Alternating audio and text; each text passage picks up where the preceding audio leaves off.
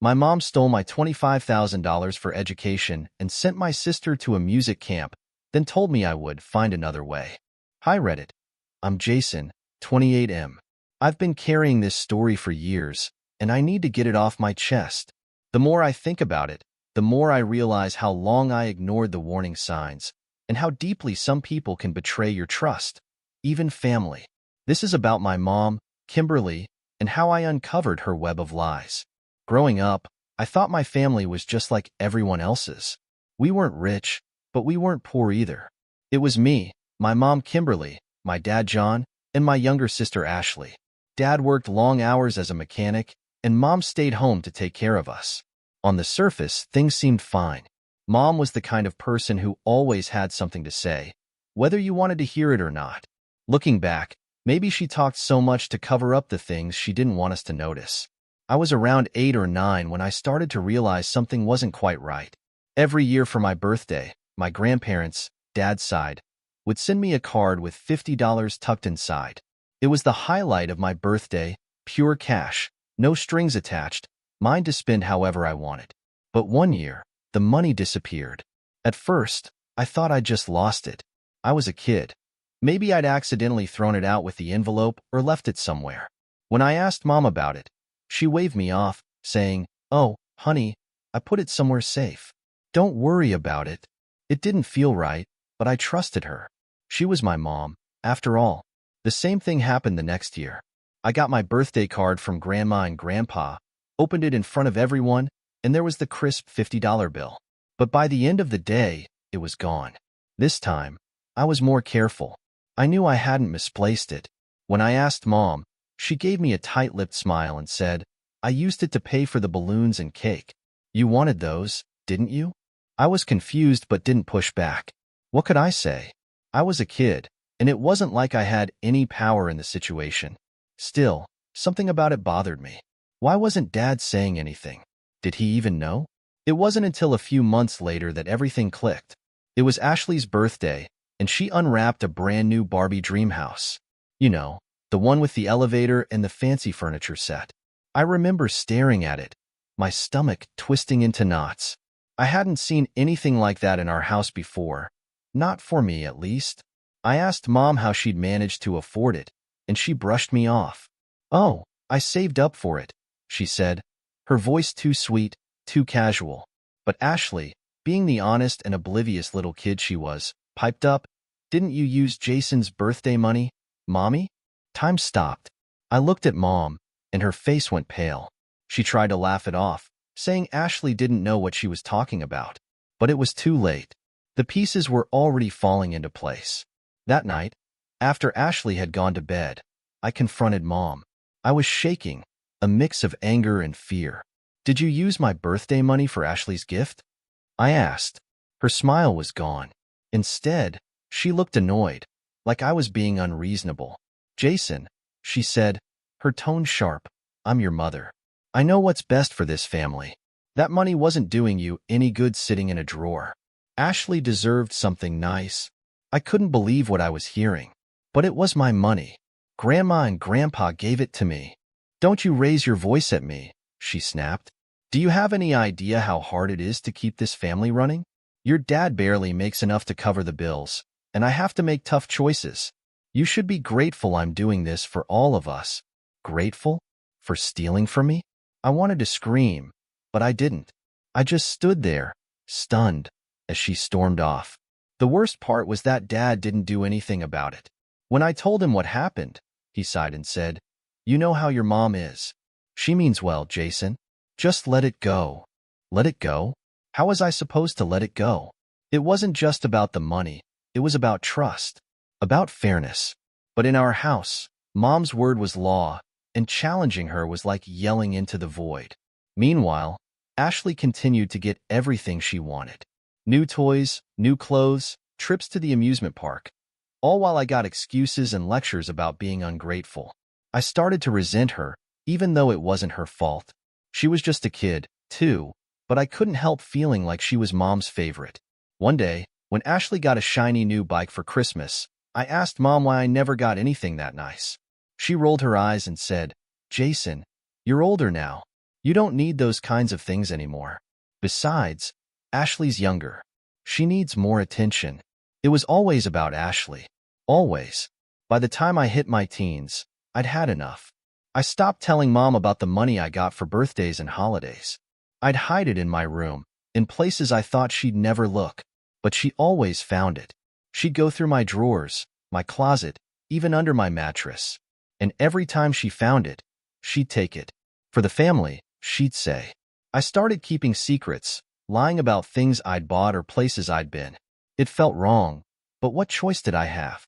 Mom had made it clear that I couldn't trust her, and Dad wasn't going to stand up for me. If you'd asked me as a teenager what it was like to have a sibling, I would have told you it was about sacrifice, giving up things you love so someone else can have what they want. That's what being a big brother meant in our house. At least, that's what Mom drilled into me every chance she got. Jason, you're the oldest. Be the example. That phrase became her mantra, her justification for every unfair demand she placed on me. It started small, like when Ashley needed the last piece of cake because she's growing and you're old enough to share, or when my chores doubled so Ashley could focus on her schoolwork. At first, I tried to push back, asking why everything always fell on me. Mom would just sigh dramatically, like I was exhausting her by even questioning her logic. Jason, you're a boy. You can handle it. Ashley's delicate. By the time I was 16, it wasn't just cake or chores. It was my entire life being reshaped around Ashley's needs. I had to give up soccer because Mom didn't want to drive me to practice anymore. Ashley had joined a local theater group, and all the driving time had to go to her rehearsals. She has a real gift, Mom said. You don't want to hold her back, do you? It wasn't that Ashley asked for these things. She didn't have to. Mom made the decisions, and Ashley just went along with them. She probably didn't even realize how much I was giving up. But that didn't make it hurt any less. One summer, when I was 17, my friends and I planned a camping trip. We'd been looking forward to it for months, saving up to rent a cabin by the lake. But 2 days before we were supposed to leave, Mom dropped a bombshell. Jason, I need you to cancel your trip. Ashley has a piano recital, and I need someone to help set up. I stared at her, stunned. Why can't Dad do it? Or you? Your dad's working late all week, and I'll be busy organizing the refreshments, she said, as if it were the most reasonable explanation in the world. Besides, you're her brother. She needs your support. It didn't matter that I'd already paid for the cabin. It didn't matter that I'd been looking forward to this trip for months. All that mattered was Ashley's recital. I spent the weekend hauling chairs and setting up tables while my friends sent me pictures from the lake. When I brought it up to Dad later, hoping he'd take my side, he just sighed and said, "You know how your mom is. She's just trying to do what's best for everyone." By the time I turned 18, I thought things couldn't possibly get worse. But then came college. Grandma and Grandpa had been saving up for years to help me with tuition. They weren't wealthy by any means, but they'd set aside $25,000 specifically for my education. It was supposed to be my ticket out of the chaos of our family, my chance to start fresh and build a life on my own terms. But then, the summer before I was supposed to start college, Ashley got accepted into a prestigious summer music camp. The kind of place that only the best young musicians in the country could attend. The tuition? You guessed it, $25,000. When Mom told me, I thought it was a joke. You can't be serious, I said. That money is for my college. Jason, don't be so selfish, Mom snapped. This is a once-in-a-lifetime opportunity for Ashley. You wouldn't want her to miss out, would you? I was speechless. Ashley wasn't even that passionate about music. Sure, she liked playing piano, but she wasn't aiming to be a concert pianist or anything. She'd only auditioned for the camp because one of her friends was doing it. But to Mom, that didn't matter. Ashley's wants were more important than my future.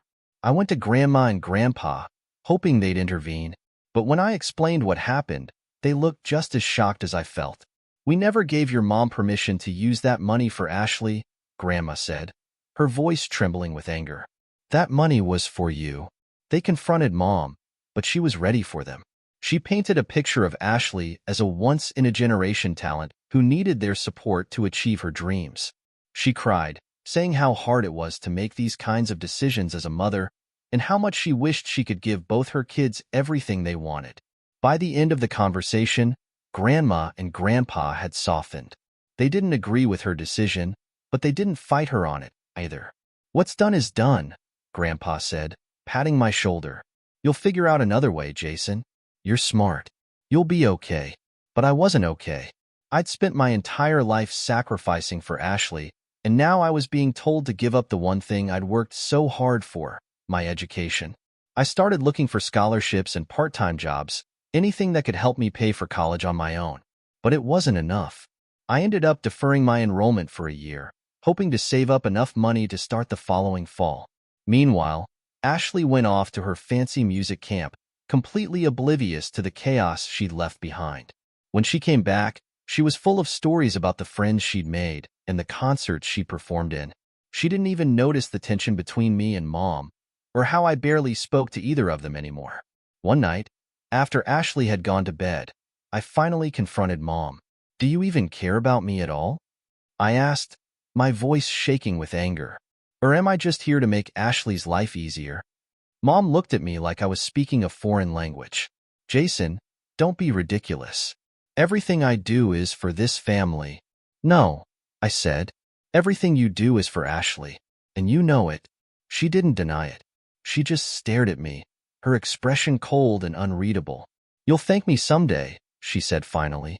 "When you're older, you'll understand." But I didn't want to understand. I wanted out. When I finally moved out for college, it felt like I could breathe for the first time in years. My school was over 1,500 kilometers away, a deliberate choice. I wanted distance, not just physically but emotionally. I didn't even look back when Dad dropped me off at the dorms. As he hugged me goodbye, I could see the sadness in his eyes, but I couldn't bring myself to care. He'd stood by silently for too long, letting Mom call all the shots, and I resented him for it. The first few months of college were strange. For the first time in my life, I wasn't living under Mom's thumb. There were no demands, no chores to prioritize over my own needs, no Ashley to sacrifice for. I had my own room, my own schedule, and for the first time, my own freedom. I threw myself into my studies, determined to build a life where no one could take anything from me again. Still, the weight of my childhood didn't vanish overnight. Every time my phone rang and Mom's name popped up, my stomach twisted into knots. I started letting the calls go to voicemail. Her messages were always the same. Cheerful updates about Ashley, questions about my classes, subtle guilt trips about how much she missed me. "I hope you're not forgetting about your family," she'd say, her tone syrupy sweet. But I wasn't forgetting. I just didn't want to remember. Over time, I stopped answering her calls altogether. I kept in touch with Dad occasionally, short conversations where he asked how I was doing and told me he was proud of me. He never pressured me to call Mom, and I think, deep down, he understood why I couldn't. The years passed quickly. I made friends, joined clubs, and even started dating a girl named Natalie. She was smart, funny, and fiercely independent. Everything I wished I could be. Natalie didn't know the full extent of my family drama, but she knew enough to understand why I kept my distance. She never pushed me to call home, and for that, I was grateful. By the time I graduated, I'd built a life that felt entirely separate from my family. I got a job in the city and rented a small apartment with Natalie. We were happy, and for a while, I thought I'd finally left the past behind me. But then, on my 30th birthday, something changed. I don't know if it was the milestone or just the passage of time, but I started thinking about my family again. I hadn't spoken to Mom in years, and I hadn't seen Ashley since she was a teenager. I wondered if she even remembered all the sacrifices I'd made for her, or if she'd grown up thinking she deserved everything she got. Part of me didn't care, but another part, one I couldn't ignore, wanted answers. I decided to go home. When I called Dad to let him know I was coming, he sounded surprised but happy. "Your mom will be thrilled," he said. I doubted that, but I didn't argue. I asked if Ashley would be there, and he said she'd moved to a nearby city for work, but might come for dinner if she knew I was visiting. The drive home was surreal. It had been over a decade since I'd last seen the house, and as I pulled into the driveway, I was hit with a flood of memories. The peeling paint on the shutters, the old oak tree in the yard, the faint sound of wind chimes from the porch. It was all exactly the same. And yet, it felt like a different world. Mom was waiting at the door when I walked up. She looked older, her hair streaked with gray, but her smile was as bright as ever.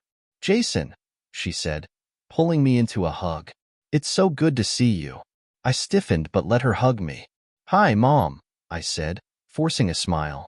Dad came out a moment later, clapping me on the back and telling me how proud he was of everything I'd accomplished. I nodded, trying to ignore the knot in my stomach. This was going to be harder than I thought. Dinner that night was awkward.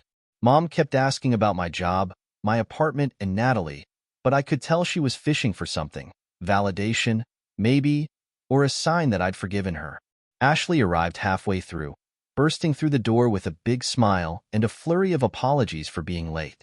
She looked different, more polished and confident, but the sight of her brought back all the old bitterness I thought I'd buried. As we ate, the conversation turned to Ashley's latest accomplishments. She'd gotten a promotion at work, and Mom couldn't stop gushing about how proud she was.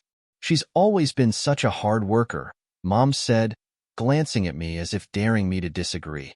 I stayed silent, but inside, I was seething. This was it, the perfect example of everything I'd endured. Ashley got praise and attention for everything she did, while I was left to fend for myself. When dinner was over, I asked if we could talk privately. Mom looked surprised but agreed, leading me into the living room while Dad and Ashley stayed in the kitchen. I took a deep breath, my hands trembling as I tried to find the right words. "I've been holding this in for years," I said finally, "and I need to get it off my chest." Mom's smile faltered. "Jason, what's this about?" "It's about everything," I said, my voice rising. "The money you stole from me. The opportunities you gave Ashley at my expense. The way you always put her first, no matter what." Her face hardened. "Jason, that's not fair." "Not fair," I interrupted. "You used my tuition money to send Ashley to music camp. You forced me to give up my interests so she could have everything she wanted. And you never once apologized." She folded her arms, her expression defensive. "I did what I thought was best for this family. You have no idea how hard it was to make those decisions, but they weren't for the family," I said. "They were for Ashley. Always for Ashley." For a moment, she didn't say anything. Then, she sighed and said, "You're older, Jason. You've always been stronger. I thought you could handle it." "Handle what?" I said, my voice breaking. Being treated like I didn't matter? Being told that my needs weren't as important as hers? Tears welled up in her eyes, but I didn't care. For once, I wanted her to feel the weight of what she'd done. "You don't get to justify it," I said. "You don't get to act like it was okay." She didn't respond, and for the first time in my life, I saw her as something other than an unshakable force. She looked small, uncertain, and maybe even ashamed. But it didn't change anything. The damage was done. I knew the family dinner would be tense, but I had no idea just how much everything was about to unravel. The decision to confront my mother wasn't one I made lightly. It had taken years of building up courage, years of replaying the betrayals in my mind, and a fair amount of strategy. This wasn't going to be a conversation fueled by raw emotion.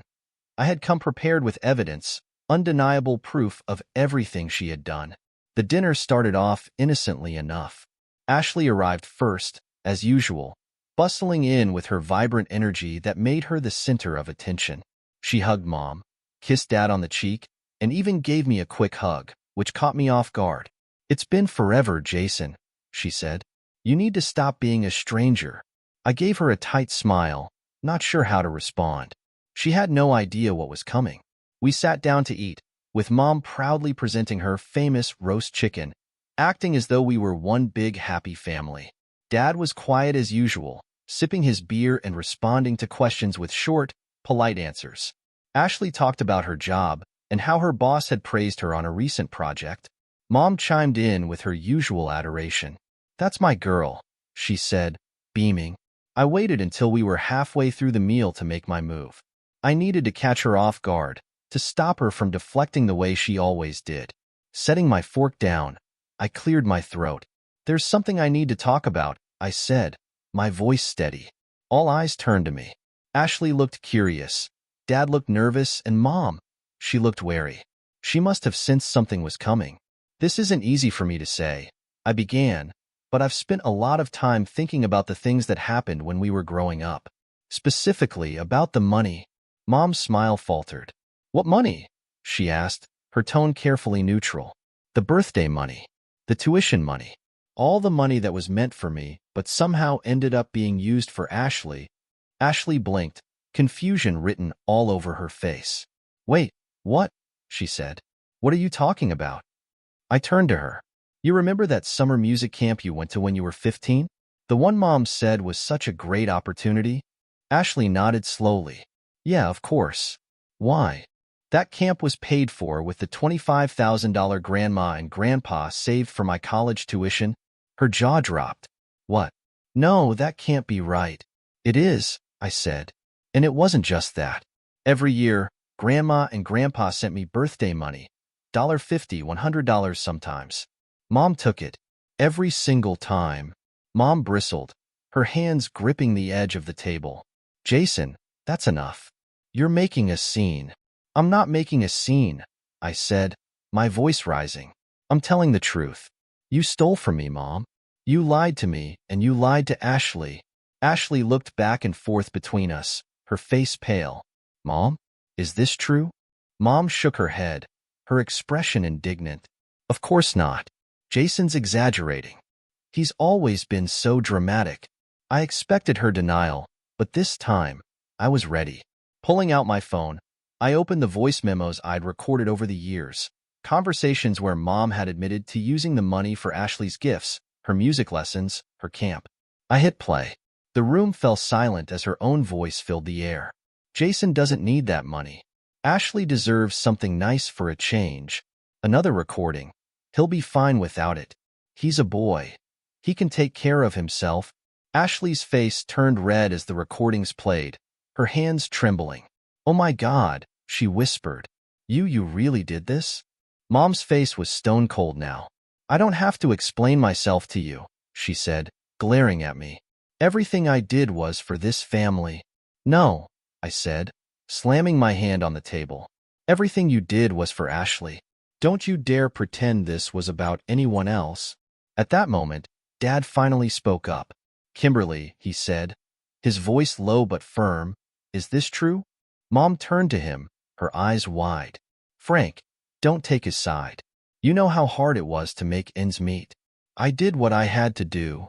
But Dad didn't back down. For the first time in my life, he looked her in the eye and said, You had no right to do that. That money was for Jason.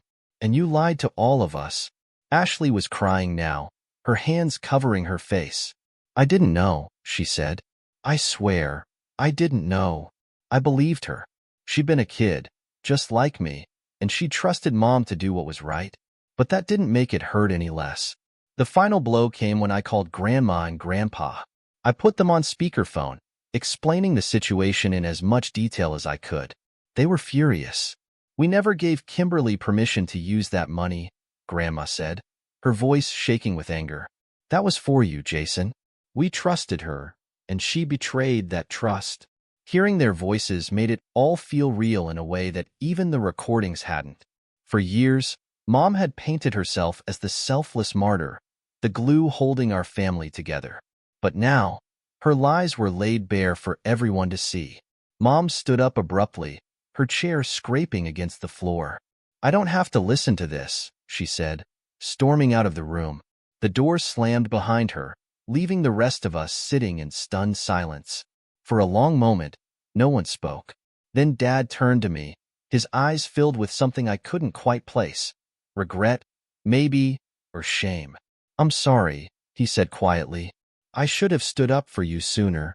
I nodded, not trusting myself to speak. It wasn't enough to erase the years of pain, but it was a start.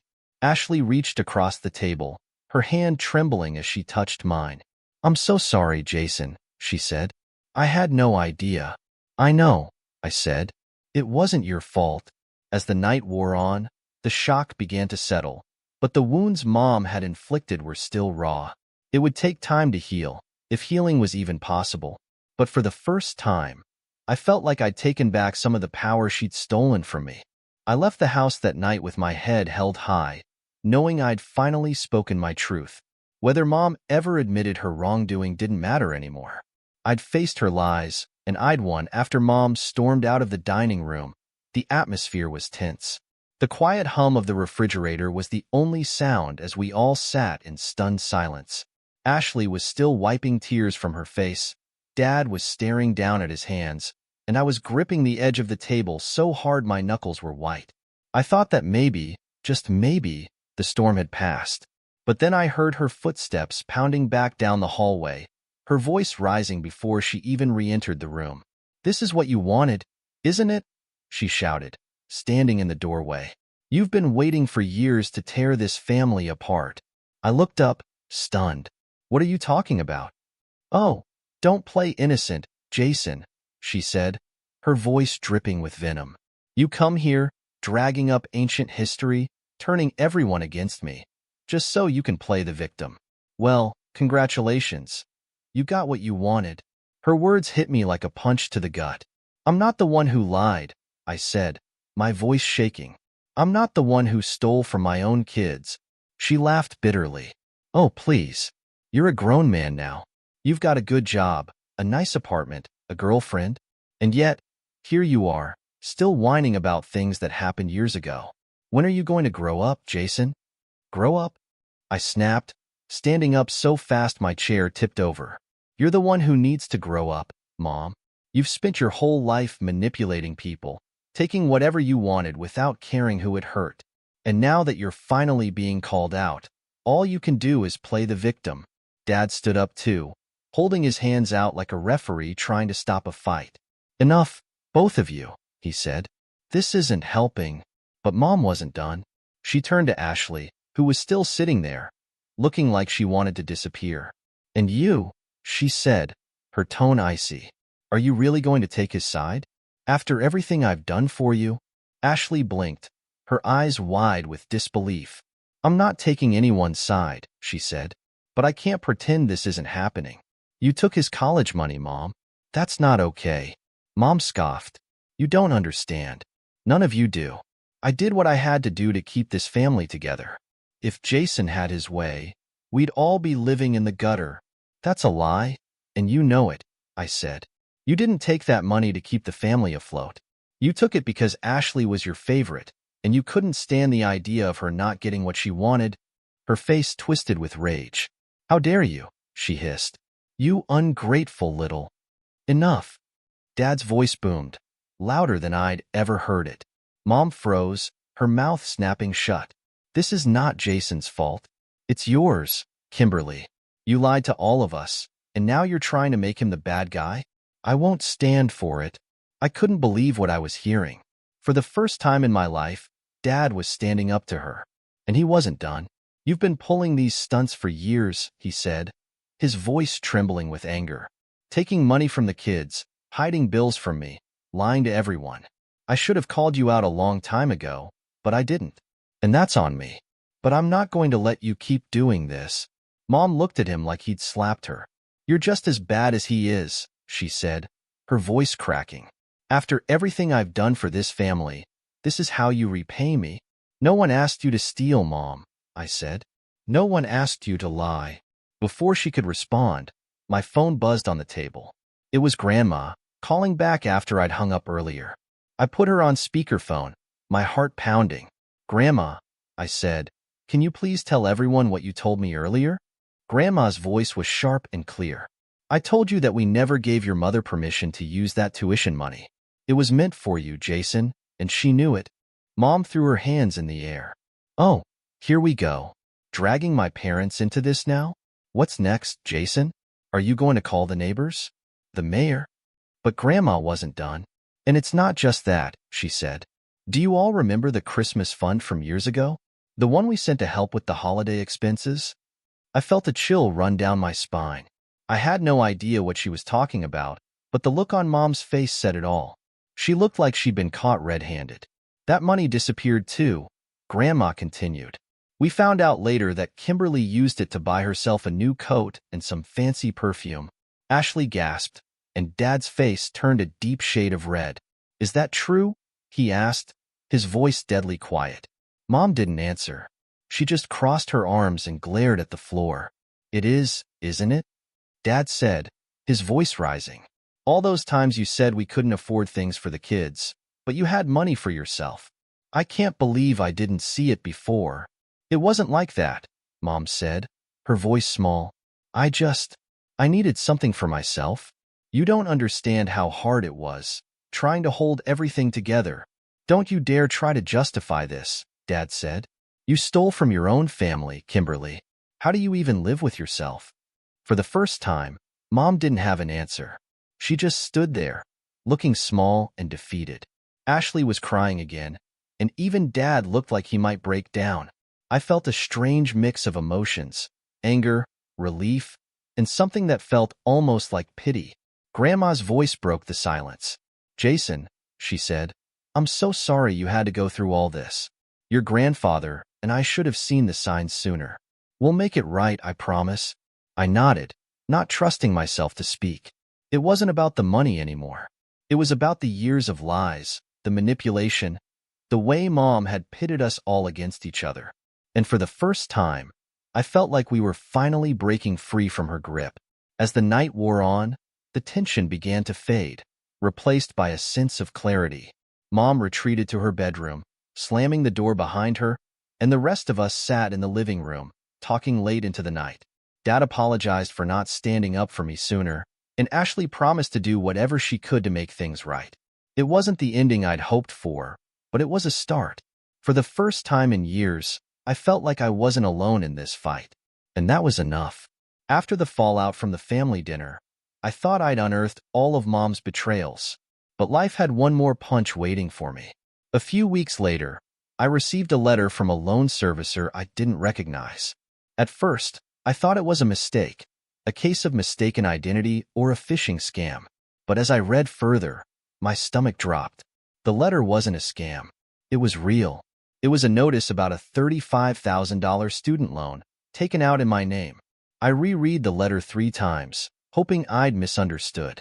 But there it was, in black and white, a loan that I had supposedly applied for over 10 years ago, with my name and social security number. The repayment plan, which had been deferred for years, was now due. I felt sick. I'd never taken out a loan. My scholarships and part-time jobs had covered most of my expenses, and the rest I'd made do without.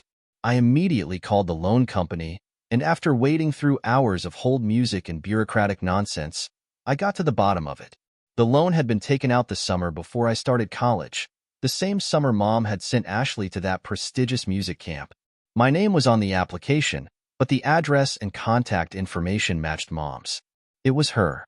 I didn't want to believe it, but deep down, I knew it could only have been her. When I called Mom to confront her, she didn't even deny it. "Oh, that," she said casually, as if we were discussing the weather. "I needed money to make ends meet. You're the one who benefited from it. You should be thanking me." "Thanking you," I said, my voice shaking with rage. "You stole my identity. You saddled me with $35,000 in debt without telling me." "Oh, don't be so dramatic," she said. "It's not like you're struggling. You have a good job. You'll be fine." Her nonchalance was infuriating. "This is fraud," I said. "Do you understand that? You committed fraud, Mom, against your own son." She scoffed. "I did what I had to do. You've always been so ungrateful." I hung up before I could say something I'd regret. My hands were trembling as I dialed the next number, a lawyer. I'd reached my breaking point. I wasn't going to let her get away with this, not this time. The legal process was exhausting. I spent hours gathering evidence, filing reports, and meeting with lawyers and investigators. The recordings I'd taken during our family dinner turned out to be crucial, as they provided evidence of her past behavior and her lack of remorse. The investigation uncovered even more shocking details, multiple instances of her using my social security number to open credit cards, some of which were maxed out and in default. The legal case took months, but in the end, justice was served. A court ordered Mom to pay back the $35,000 loan, along with damages to cover my legal fees and the emotional distress she had caused. The ruling was a small victory, but it came at a cost. Mom stopped communicating with me entirely. She cut me off completely, accusing me of ruining her life. It was painful, but I knew I couldn't let her manipulation control me any longer. Ashley, on the other hand, took Mom's side. She refused to believe the extent of what Mom had done, even when faced with the evidence. "You didn't have to take it this far," she said during one of our last conversations. "She's our mother, Jason. How could you do this to her?" "How could I do this to her?" I said, my voice breaking. "Ashley, she's been lying to us our whole lives. She stole from me, from you, from all of us. When are you going to stop making excuses for her?" But Ashley couldn't, or wouldn't, see it. "She did what she thought was best for the family," she said, echoing Mom's favorite excuse. "You're the one who's tearing us apart." Her words hurt more than I expected. Despite everything, I'd hoped Ashley would see the truth, that she'd support me after all the sacrifices I'd made for her. But instead, she turned her back on me, just like Mom had. In the aftermath of the legal battle, I realized I needed help to work through the anger and betrayal that had consumed me for so long. I started seeing a therapist, Dr. Emily Carter, who specialized in family trauma. Our sessions were tough at first, talking about my childhood, admitting how deeply Mom's actions had hurt me, but they were also cathartic. Dr. Carter helped me understand that I wasn't to blame for what had happened, and that it was okay to set boundaries, even with family. One of the most important lessons I learned in therapy was how to protect my own peace. That meant cutting off contact with Mom completely. It wasn't an easy decision, but it was necessary. For years, I'd let her toxic behavior dictate my life. Now, it was time to take control. My grandparents became my biggest allies during this time. They called me regularly to check in, offering support and encouragement. Grandma even mailed me a handwritten letter, apologizing for not stepping in sooner and promising to always have my back. It meant the world to me. Professionally, things were finally falling into place. A few months after the legal case wrapped up, I received a promotion at work. It was a huge step forward in my career, and it felt like a symbol of my success outside the shadow of my family's dysfunction. I celebrated with Natalie and a few close friends, feeling a sense of pride and accomplishment I hadn't felt in years. Then, one day, a letter arrived in the mail. It was from Ashley. My heart raced as I opened it, unsure of what to expect. "Jason," it began, "I've had a lot of time to think about everything that's happened, and I realize now that I was wrong. Mom manipulated me, just like she manipulated you. I'm sorry for not supporting you when you needed me most. I hope you can forgive me someday." Her words were sincere, but I knew I couldn't let myself fall back into old patterns. I wrote her a short response, thanking her for the apology, but making it clear that I needed to protect myself. "I hope we can rebuild our relationship someday," I wrote, "but it will have to be on my terms." As I sealed the envelope, I felt a sense of closure. My relationship with Ashley might never be the same, and my relationship with Mom was beyond repair. But for the first time in my life, I felt free. Free from the lies, the manipulation, and the guilt that had haunted me for so long. It wasn't a perfect ending, but it was a new beginning. And for me, that was enough.